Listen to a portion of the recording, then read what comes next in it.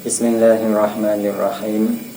Bismillahi kelawan nyebut asmanipun Allah Ar-Rahmani dat ingkang memulas fid dunya tegese ana ing dalem alam dunya, Ar-Rahimi kang maha asih fil akhirati tegese ana ing dalem akhirat.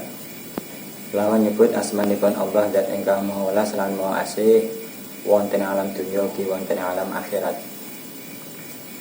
Wa Ahmadu lan nyritakake sapa Imam Ahmad wa Tirmidzi lan Imam Tirmidzi kan Abi Hurairah saking sahabat Abi Hurairah lan sapa wonge hafadha kang reksa sapa man ala syufati duha ing atase rakaat genepe duha, maksude rakaat salat duha. Gufiran mongko den sepura apa dunubu pira-pira dosane man. Wa ingka lan senajan ana apa dunub ana iku mithla zabadil bahri umpamani untuk segara.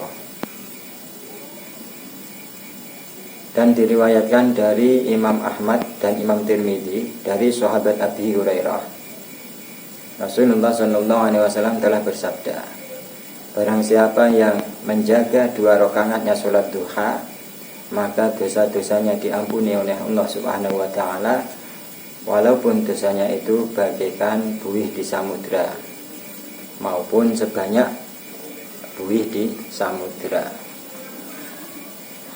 Wa Abu Syekh lan riwayatake sapa Imam Abu Syekh an Anasin saking sahabat Anas, riwayatipun nyebataken rakaatani utawi 2 rakaat minat duha saking salat duha iku ta'dilani bandingi karone 2 rakaat salat duha indallahi ing dalem ngarsane Allah bandingi bi hujjatin kelawan haji wa umratin lan kelawan umrah mutaqabbalata ini kang den trima karone. Adapun dalam riwayat yang lain yang diriwayatkan oleh Imam Abu Syekh dari sahabat Anas menyebutkan bahwasannya Rasulullah telah bersabda, 2 rakaatnya sholat duha di sisi Allah Subhanahu wa Ta'ala itu sebanding dengan haji dan umrah, yang mana haji dan umrah ini kedua-duanya diterima oleh Allah Subhanahu wa Ta'ala. Wa Samuwaihi lan nyritakake sapa Imam Samuwai kan sangidin saking sahabat sangid, riwayatipun man sapa wonge sabbaha kang maca tasbih sapa wong subhata duha ing tasbih salat duha, maksude yaiku sapa wonge kang nglakoni salat duha khaulan ing dalem mangsa setahun muhwilan kang sempurna, kutiba mongko den catet lahu kedwiman apa baraatun kebebasan minan nari saking neraka. Adapun di dalam riwayat yang diriwayatkan oleh Imam Samuwai dari sahabat Sa'id menyebutkan bahwasannya barang siapa yang melakukan sholat duha selama 1 tahun sempurna, maka baginya ditetapkan oleh Allah Subhanahu wa Ta'ala terbebas dari siksa neraka. Semoga kita bisa melakukan sholat duha walaupun hanya 2 rakaat, dan semoga ini menjadi jalan menuju ridho Allah Subhanahu wa Ta'ala. Wa Tabarani ulan ngriwayataken sinten Imam Tabarani ngan Abi Hurairah saking sahabat Abi Hurairah, inna fil jannati baban, inna fil jannati satune iku tetep ing dalem swarga baban ana lawang, yuqalu kang diucapake utawa disebut utawa dijenengi lahu kedue bab lawang mau apa ad-duha lawang duha. Fa idza kana mongko tatkalane wis teka apa yaumul kiamati dina kiamat, nada mongko undang-undang sapa munadin wong kang undang-undang, ainal ladina iku ana ing endi utahi wong-wong akeh kanu kang padha ana sapa ladin ana iku yudimuna nglanggengake sapa ladin nglanggengake ngala salat duha ing atase salat duha. Hada utawi iki lawang iku babukum lawang sira kabeh, fadkhuluhu mongko mlebu sira kabeh bi rahmatillahi sebab rahmati Allah kelawan rahmati Allah Subhanahu wa taala. Imam Tabarani juga meriwayatkan satu hadis dari sahabat Abi Hurairah menyebutkan bahwasannya inna fil jannati baban, sesungguhnya di surga itu ada satu pintu, yang mana pintu tersebut disebut dengan babu duha, yaitu pintu duha. Maka ketika di hari kiamat nanti akan ada orang yang mengundang-undang, orang yang memanggil-manggil, melakukan panggilan. Adapun panggilannya yaitu, di manakah engkau orang-orang yang senantiasa melanggengkan, mendawamkan sholat duha? Ini adalah pintumu, maka kamu masuklah ke dalamnya dengan rahmat Allah Subhanahu wa ta'ala, dengan belas kasih Allah Subhanahu wa ta'ala. Wa Dailami lan ngriwayatake sapa Imam Ad-Dailami kan Abdillah ibn Jarrad, saking Abdillah ibnu Jarrad, riwayatipun nyebataken al munafiku utawi sing jeneng wong munafik iku la yusolli, orang lakoni salat sapa wong munafik salat ad-duha ing salat duha, wala yaqra'u lan ora maca sapa wong munafik Qul ya ayyuhal kafiruna ing surat Qul ya ayyuhal kafirun.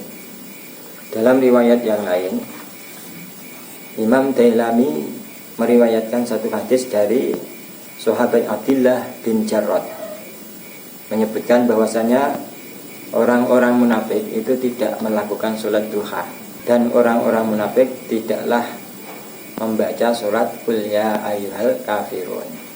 Artinya dari sini bisa kita ambil pelajaran bahwasanya supaya kita terbebas dari kemunafikan atau sifat-sifat munafik ini, sebaiknya sholat duha kita lakukan, walaupun di sini dikatakan hukumnya sunnah, tetapi ini menjadi pembeda antara orang-orang munafik dan orang-orang yang muslim, yang mana orang-orang munafik ini dia tidak melakukan sholat duha, dan orang-orang munafik tidak membaca surat Qul ya ayyuhal kafirun.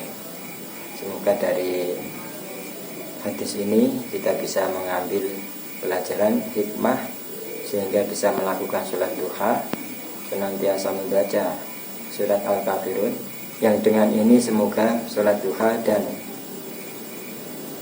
bacaan kita akan surat Al-Kafirun ini menjauhkan kita dari sifat nafik atau sifat munafik. Amin ya rabbal alamin. Wa syaikhani lan ngriwayatake sinten Imam Bukhari lan Imam Muslim kan Ummi Hani'in saking Ummi Hani radhiyallahu mugi paring ridho sapa Allah nganha saking Ummu Hani.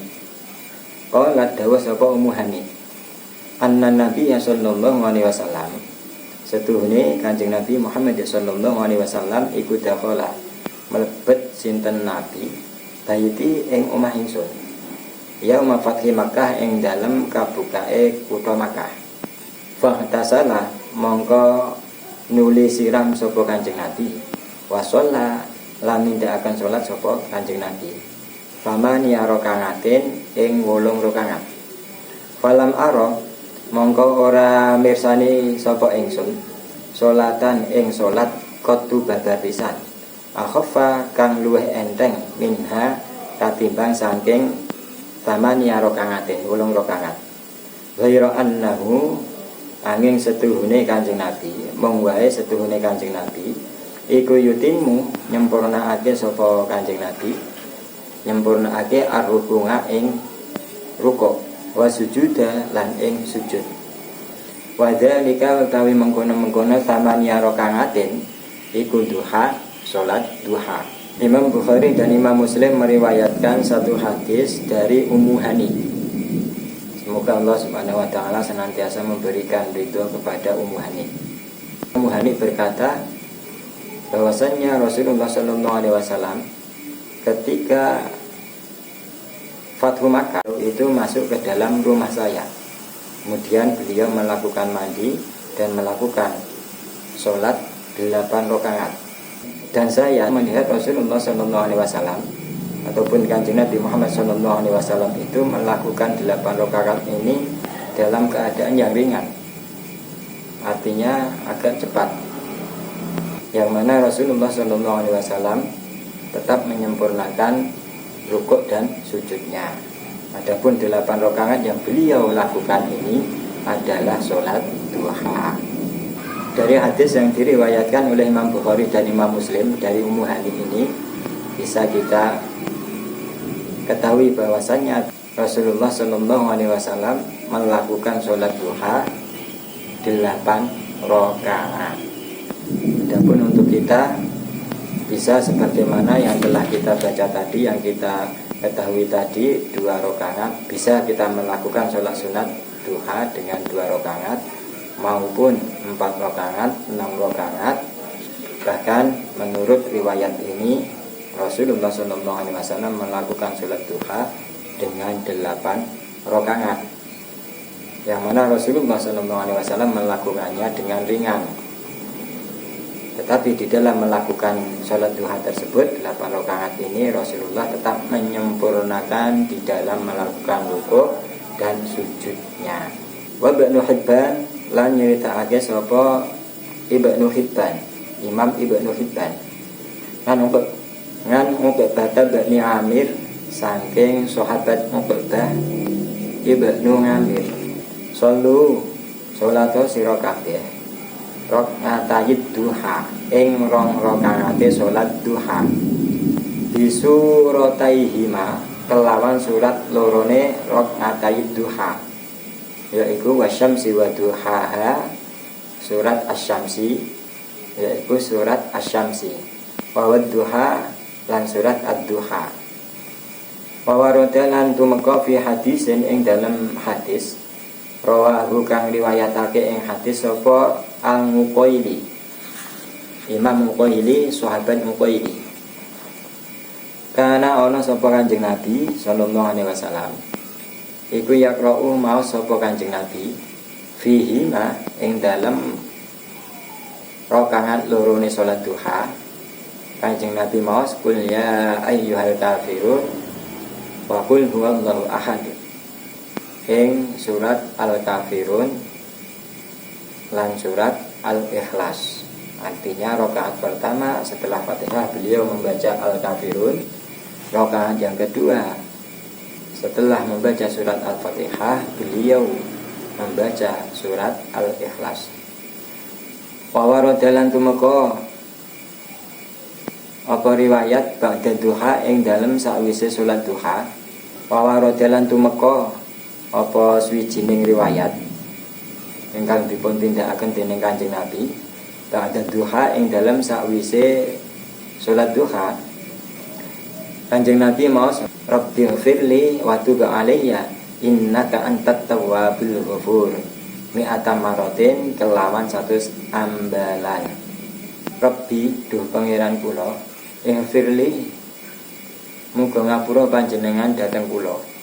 Watu lan mugi nampi taubat panjenengan alaya ing atase kula. Innaka setune panjenengan antang nggih panjenengan iku atawabu zat kang nrimo taubat, al-ghafuru tur zat kang ngapura. Mi'ata marratin kelawan 100 ambalan. Terakhir riwayat saking Imam Ibnu Hibban dari sahabat Uqbah bin Amir. Rasulullah SAW menyebutkan, lakukanlah sholat olehmu semua, yaitu 2 rakaat sholat duha dengan membaca 2 surat wasyamsi wa duhaha dan wadduha. Artinya di sini ada satu riwayat yaitu dari Imam Ibnu Hibban dari sahabat Uqbah bin Amr. Rasulullah memerintahkan kepada kita supaya melakukan sholat duha 2 rakaat dengan membaca surat wasyamsi wa duhaha dan surat wadduha. 2 surat duha ini. Dan telah datang satu riwayat hadis yang mana hadis ini diriwayatkan oleh sahabat Muqaili ataupun Imam Muqaili. Rasulullah Shallallahu Alaihi Wasallam ketika melakukan sholat duha 2 rakaat, beliau membaca Qul ya ayyuhal kafirun dan membaca Qul huwallahu ahad. Artinya setelah membaca surat Al-Fatihah di rakaat yang pertama, Rasulullah Shallallahu Alaihi Wasallam membaca surat Al-Kafirun. Dan di rakaat yang kedua, setelah Rasulullah Shallallahu Alaihi Wasallam membaca Al-Fatihah, beliau membaca surat Al-Ikhlas. Dan telah datang satu riwayat yang menyebutkan bahwasannya Rasulullah Shallallahu Alaihi Wasallam ketika selesai melakukan sholat duha, setelah beliau melakukan sholat duha, Rasulullah kemudian berdoa. Adapun doanya yaitu Rabbi firli wa tub alayya innaka antat tawwabul ghafur, yang mana Rasulullah Shallallahu Alaihi Wasallam, Nabi Muhammad Shallallahu Alaihi Wasallam membaca doa ini 100 kali ataupun membaca zikir wiridan ini 100 kali. Semoga kita diberikan oleh Allah Subhanahu wa taala kekuatan, hidayah, petunjuk sehingga bisa mengamalkan apa yang menjadi perintah Rasulullah Shallallahu Alaihi Wasallam, mentauladani apa yang dilakukan oleh Rasulullah Shallallahu Alaihi Wasallam, diamalkan oleh Rasulullah Shallallahu Alaihi Wasallam, dan semoga kita terbebas dari sifat munafik dan Allah memberikan ridho kepada kita dan kita dimasukkan ke dalam golongan orang-orang yang beruntung. Amin ya rabbal alamin. Ila akhirih wallahu a'lamu bissawab. Bismillahirrahmanirrahim. Allahumma inni astagfiruka ma qara'tuhu wa ta'alamtuhu farudduhu ilayya inda hajati ilayhi. Subhanakallahumma wa bihamdika asyhadu an la ilaha illa anta astaghfiruka wa atubu ilaik. Allahumma shalli ala sayyidina Muhammad wa akhiril dhalimin bil dhalimin wa akhrijna min ba'dihim sa'il